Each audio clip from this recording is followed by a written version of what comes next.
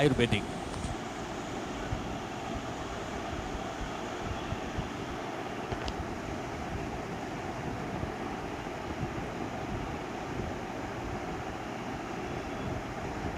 প্রথম ওভার থেকে সৌমেন চন্দ 12টি রান খরচ করেছেন।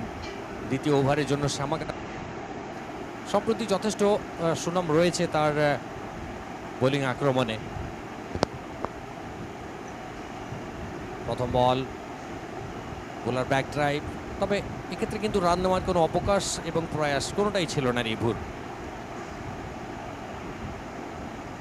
কিছুটা সময় নিতে চাইবেন, যদিও রিভুকে আমরা জানি বড় শট খেলতে সিদ্ধহস্ত, যে কোনো সময় কিন্তু তার ব্যাটটা কথা বলতে শুরু করে।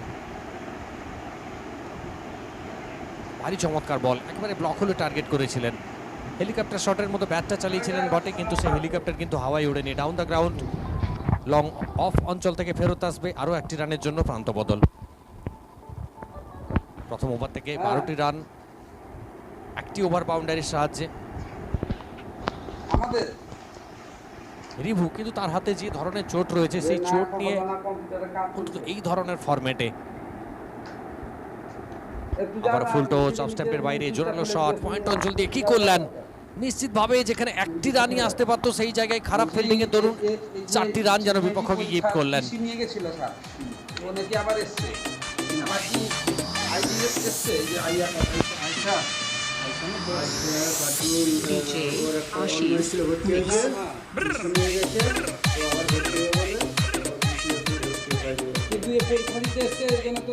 কিছুটা হলেও হতাশ হবেন এখানে ফিল্ডার।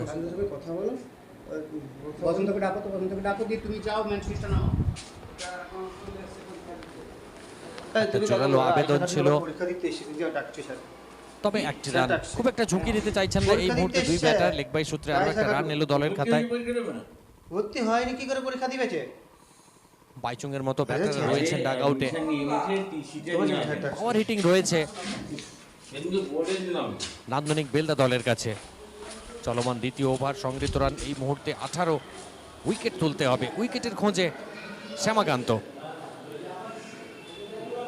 এবারে বাইরের কিনারা ওয়াইডিস থার্ডম্যান অঞ্চলে, সেখানে ফিল্ডার কিন্তু তৎপর এবং যথেষ্ট তৎপরতার সঙ্গে বলও ফেরত পাঠালেন। একটি রান। দুই বোলার সৌমেন চন্দ এবং শ্যামাকান্ত এখনো পর্যন্ত কিন্তু রিভুকে কোনো প্রকার রুম দেননি বড় শট খেলার।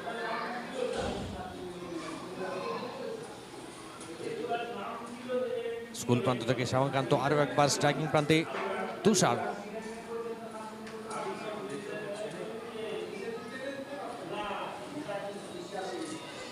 আবার অফ স্টেপের বাইরের বলকে কিন্তু অনেক দিকে খেলার চেষ্টায়, কোথাও না কোথাও লাইন